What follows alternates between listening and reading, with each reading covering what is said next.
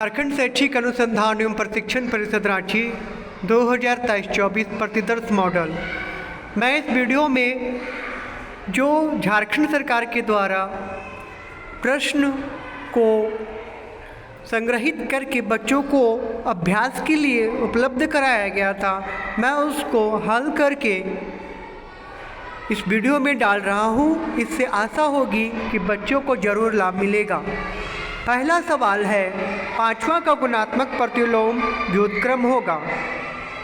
तो इस सवाल में विकल्प -5 दिया हुआ है, -1/5 दिया हुआ है और 5/-1 दिया हुआ है, 1/5। तो गुणात्मक प्रतिलोम उसको कहते हैं जिसको मतलब गुना करने पर, उसी संख्या को गुना करने से गुणनफल 1 प्राप्त हो।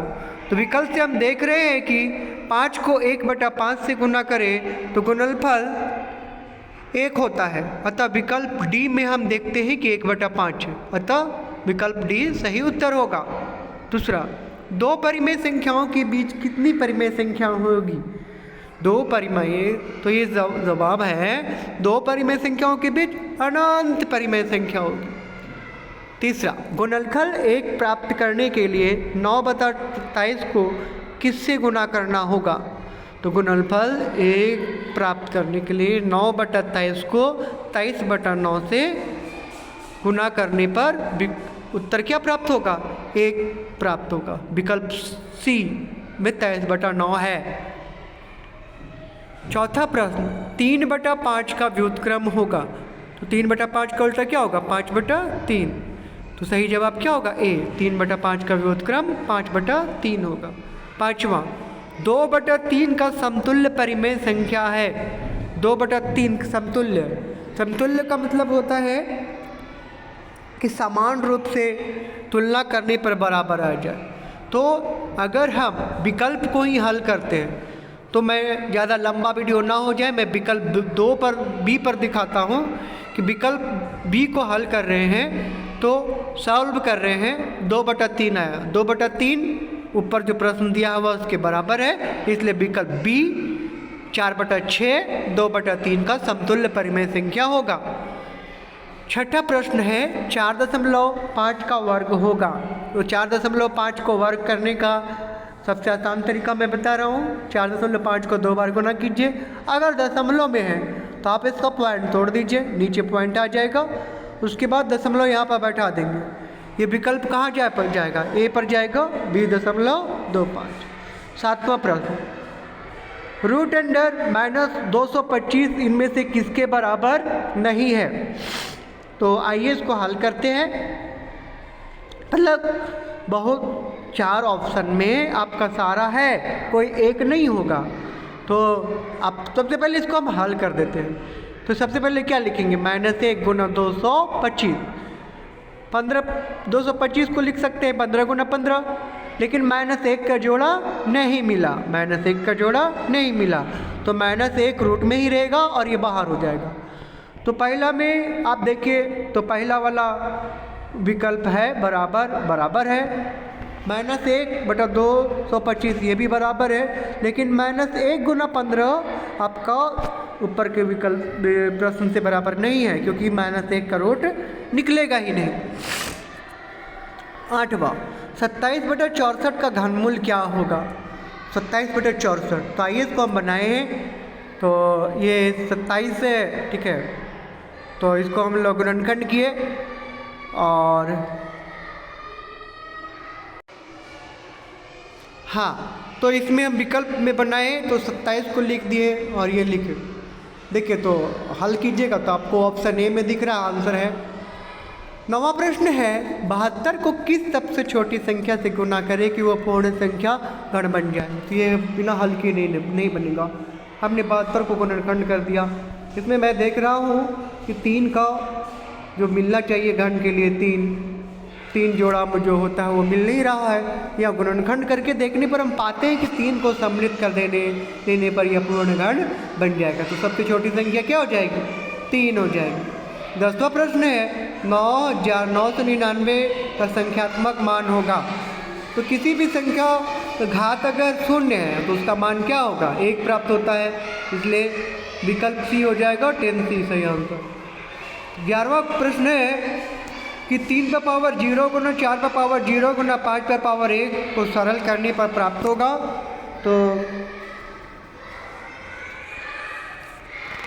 तो आपका 3 पर पावर 0 है तो उसका मान 1, 4 पर पावर 0 है तो मान 1, 5, ठीक है, तो ये क्या हो जाएगा 5। तो 128 इनमें से किसके बराबर नहीं बराबर है?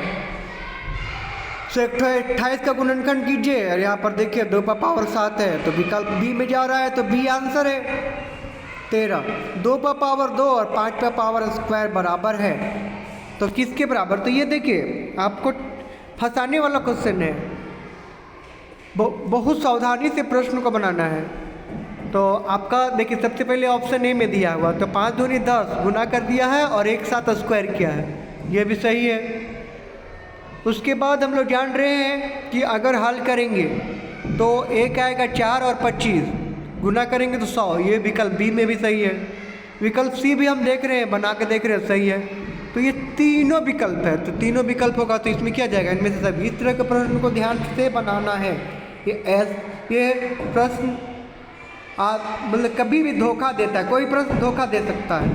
14 है P और Q का मान ज्ञात करना। इस तरह के प्रश्न को विकल्प को देखकर ही चेक करना चाहिए। तो यहाँ विकल्प हम लेके देखेंगे, तो हम विकल्प बी पर जा रहे हैं और 7 और 8 लेके देख रहे हैं। तो ये जहाँ P है और Q बैठा दिए, तो यहाँ पे हम देख रहे हैं कि विकल्प बी को लेकर जांच करते हैं, तो 468। 5वां है ये 20, देखिए 5वां में 20x² y divided by 5xy का मान होगा। तो यहाँ पे आपका देखिए हल कीजिए और हल करके कटवाइए, तो आपका क्या आएगा? 4x आएगा। 16 x + y² - 4xy को सरल करने पर प्राप्त होगा। तो आइए हम इसको हल करते हैं। x + y का होल स्क्वायर - 4xy, इसको हमने हल किया तो यह आएगा x² + y² - 2xy। इसको फिर पकड़ लिया a + a - b का होल स्क्वायर, तो हम इसको सूत्र से लिख दिए a - b का होल स्क्वायर, तो x - y का होल स्क्वायर। तो यहाँ पर ये भी क्वेश्चन फंसाने वाला है, आप देखिएगा तो आपका सब कुछ आ रहा है, बनाया हुआ है, आप देखते जाइए, बना हुआ है। आप वीडियो को रोक के धीरे करके देखते जाइए किस तरह से बना हुआ है। तो ये भी क्वेश्चन फंसाने वाला है। तो हम जब बना रहे हैं तो आपका देखिए मैंने टिक लगाया, ये ए में मिल रहा है, उसके बाद ये बी में भी आ जा रहा है, ये सी में भी आ जा रहा है, ठीक है। तो इनमें से सभी 17 x⁴ - 81 का गुणनखंड होगा। तो आइए इसको बीजगणित का सवाल है। तो सबसे पहले x⁴ - 3⁴ इसको हल कर रहे हैं, तो 4 पर पावर स्क्वायर है 3 स्क्वायर, तो ये फार्मूला पकड़ लिया a² - b² का, तो a + b और a - फिर ये माइनस पकड़ा, तो ये जो बनाते हैं और जो जानते हैं उनको समझ में आ रहा है। तो ये आपका ये बन जाएगा, बना हुआ है, आप वीडियो रोक के धीरे धीरे देखिए, बना हुआ है। 18 x + 3 में x का मान ज्ञात करना है, तो x + 3 = 10, तो 10 पर पावर 3, तो ये 7 हो गया, तो ये इस तरह से बन गया। 19 एक संख्या को 3 से गुना कर 5 घटाने पर 28 प्राप्त होता है, इसे एक समीकरण द्वारा दर्शाएं अगर वह संख्या x हो तो देखिए ये संख्या है, इसको हल करना है, तो संख्या ज्ञात करना है। तो माना कि वो संख्या x, प्रश्न से कहता है कि संख्या को 3 से गुना करने पर और 5 घटाने पर क्या प्राप्त होता है? 8। तो हमने वैसा ही जैसा लिख दिया, तो 3x - 5 विकल्प में देखिए सी में है, तो आपका ये हो गया। 20वां प्रश्न है 300 किलोग्राम आलू में से 10% आलू सड़ गया, जिसे हटा दिया गया, कितना आलू बचा? तो प्रश्न से 300 का 10% आलू सड़ गया, तो 300 × 10 हम लोग, तो कितना आलू सड़ा? 30, बचा आलू कितना? तो 300 में 30 घटा दिया तो 270 kg। 21 1 दर्जन केले का मूल्य 60 रुपया है, तो 360 रुपया में कितने केले मिलेंगे? तो देखिए 60 रुपया में 12 केला, तो 1 रुपया में कितना? 12/60, तो 360 रुपया में 12/60 गुना 360 तो कितना आएगा 72 किलो। तो विकल्प बी में आपका आ जा रहा है 22। कोई गाड़ी 60 किलोमीटर प्रति आवर की चाल से चलकर गंतव्य स्थान पर पहुंचने में 2 घंटे लेती है, वही गाड़ी 80 किलोमीटर की चाल से चलने पर उसी गंतव्य स्थान में पहुंचने पर कितना समय लेगी। तो देखिए ये प्रश्न की 2 परिस्थिति है। हम लोग सबसे पहले प्रथम स्थिति को हल करेंगे, उसके बाद द्वितीय स्थिति को हल करेंगे। तो प्रश्न की प्रथम स्थिति में गाड़ी की चाल कितनी है 60 किलोमीटर प्रति आवर और समय बराबर कितना 2 घंटा। तो सूत्र से होता है दूरी बराबर चाल गुना समय। तो 60 गुना 2 120 किलोमीटर। प्रश्न की दूसरी स्थिति में चाल बराबर 80 किलोमीटर प्रति आवर, दूरी बराबर 120 किलोमीटर। तब सूत्र से तो समय बराबर कितनी होती है दूरी बटा 4। तो उसके बाद हम 120 निकालेंगे तो हल करेंगे। अब मेरा हल करने पर आया 3/2। अब इसको हम लोग घंटा और समय पर बदलना है। तो 1 घंटा 30 मिनट, तो आपका 1 घंटा 30 मिनट, तो आपका ये कैसे हुआ। तो इसको पूर्णांक बदल लिए, तो यह पूर्णांक भी शेष आएगा। तो एक पूर्णांक, तो एक जो आया वो 1 घंटा और हाफ जो रहा वो 30 मिनट। 23 चतुर्भुज के अंतः कोणों का योग होता है।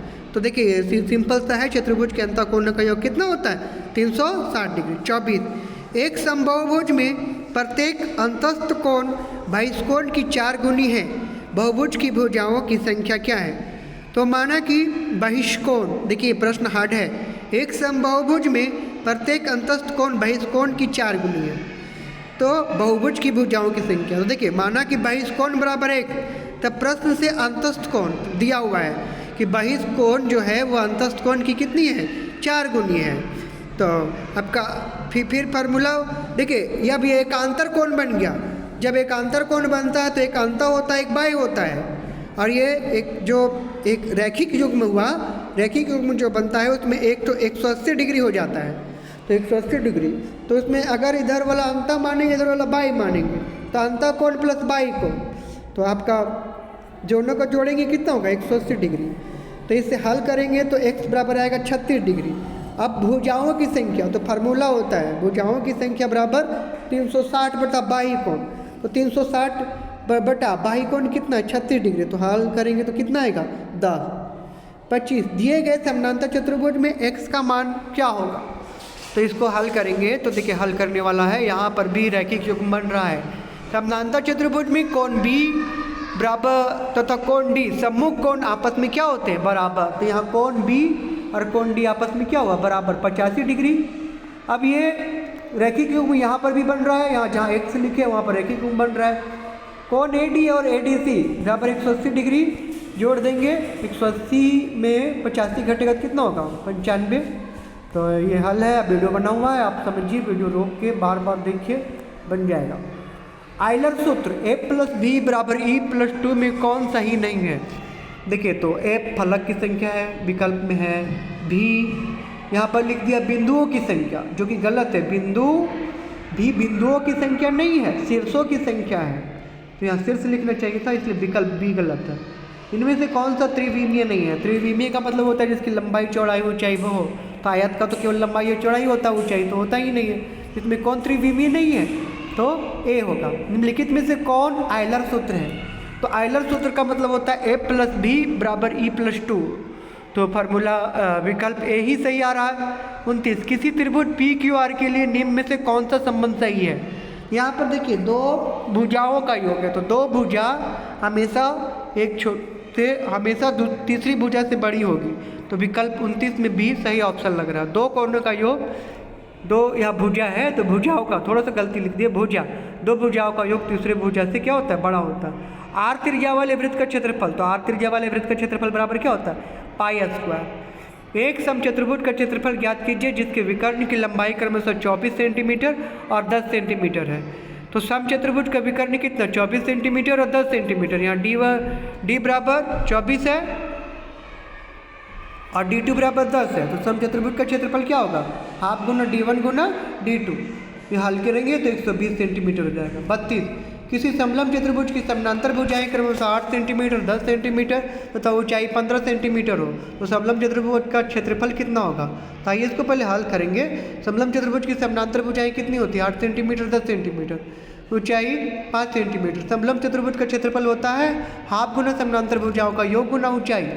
समानांतर भुजाओं को जोड़े हाफ 8 प्लस 10 जोड़ दिए तो 9 आया 5 45 सेंटीमीटर। तो हल करने पर आपका 45 सेंटीमीटर आ रहा है।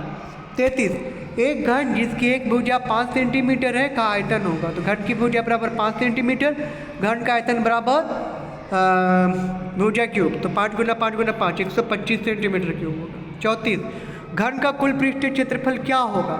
तो घन का फार्मूला ही है, घन का कुल पृष्ठीय क्षेत्रफल बराबर क्या होता है 6L²। 35 एक बॉक्स की लंबाई 10 सेंटीमीटर, चौड़ाई 5 सेंटीमीटर तथा ऊंचाई 3 सेंटीमीटर है। बॉक्स का आयतन ज्ञात कीजिए। तो बॉक्स मतलब घनाभ, घनाभ का आयतन बराबर क्या होता है लंबाई गुना चौड़ाई गुना ऊंचाई।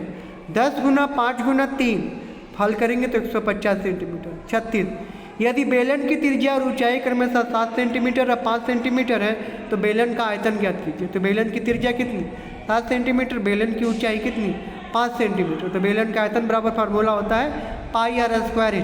हल करिए बन जाएगा 770 सेंटीमीटर। वर्ग अंतराल 15 और 20 की निम्न सीमा क्या है। तो सबसे छोटी सीमा कितनी है 15। तो आपका सही विकल्प क्या होगा 15। आंकड़े 7 6 8 में परिसर क्या है। तो परिसर बराबर फार्मूला होता है उच्च सीमा माइनस निम्न सीमा। 12 में 2 घटेगा तो 10। मिलान चिन्ह दर्शाता है, मिलान चिन्ह क्या होगा। तो यहाँ 5 और 2 7 में हो जाएगा। वर्ग अंतराल 20 और 3 का वर्ग चिन्ह है। तो वर्ग अंतराल का फार्मूला होता है उच्च सीमा प्लस निम्न सीमा बटा 2। तो 30 प्लस 2 20 जोड़ेंगे तो 25 होता है। 15² प्लस 10² का मान कितना होगा। तो हल कीजिए तो 325। विकल्प कहाँ जा रहा है सी में। ध्यान से देखिए वीडियो को। उसके बाद 42 का मान ज्ञात कीजिए। एकदम सिंपल है, ये आपसे बनते जाएगा। वीडियो देख कर बनाते जाइए। तो 10 का घन निकलेगा, यहाँ पर बना हुआ है। मूल बिंदु का निर्देशांक, तो मूल बिंदु का निर्देशांक क्या होता है 0 0। 44 निर्देशांक 4 और 5 ग्राफ किस में। तो अगर शुरू में प्रथम में प्लस हो और सेकंड में थर्ड में माइनस हो तो वह चतुर्थ में जाता है। बिंदु का x का निर्धारण, तो जो पहला होता है वो x होता है, तो जो लास्ट उसके बाद जो होता है y। तो यहाँ x वाला क्या होगा 5। फिर इसी तरह यहाँ पर दिया हुआ है यह अंतिम y का निर्देशांक जो लास्ट में होगा यहाँ पर बना हुआ है। लास्ट में क्या चीज़ है -5। तो विकल्प किस में जाएगा b में। बिंदु c में कितनी रेखाएं गुजर सकती है। तो देखिए किसी भी बिंदु से अनंत रेखाएं गुजर सकती है। तो d में जाएगा अनंत। एक पासे को एक बार फेंकने पर प्राप्त परिणाम कितना होगा। यहाँ पर थोड़ा सा कंफ्यूज है। आप अगर यहाँ पर बना रहा है तो देखिए एक पासे को अगर फेंकता है तो एक बार सम प्राप्त होगा, एक विषम प्राप्त होगा। ठीक है, उसी पे ले रहा है तो कितने परिणाम प्राप्त हो सकते हैं। तो 2 परिणाम प्राप्त हो सकते हैं। लेकिन ये क्वेश्चन थोड़ा सा कंफ्यूज करता है क्योंकि एक पासे को फेंकने पर 6 तरह की परिणाम आ सकती है। लेकिन आपका यहाँ विकल्प 2 है तो 2 में 2 होगा। 49 जब एक पासे को फेंका जाता है तब विषम संख्या प्राप्त करने की प्रक्रिया क्या होगी। तो पासे को फेंकने पर प्राप्त परिणाम विषम संख्या कितना है 1 3 5, कुल परिणाम कितने 6। प्रक्रिया संभावित परिणाम 3/6 1/2। तो विकल्प किस में जाएगा विकल्प बी में जाएगा। एक थैले में 4 लाल 3 पीली गेंद है। थैले के अंदर बिना देखे एक गेंद निकाला जाता है तो गेंद प्राप्त करने की प्रक्रिया क्या होगी। तो लाल गेंद कितना है 4, पीली गेंद कितना है 3, कुल गेंद कितना हुआ 7। लाल गेंद प्राप्त करने की प्रक्रिया कितनी होगी तो 4/7। तो आज की वीडियो अपडेट के लिए इतना ही। अगले अपडेट के लिए मिलेगा दूसरे वीडियो में। जोहार झारखंड।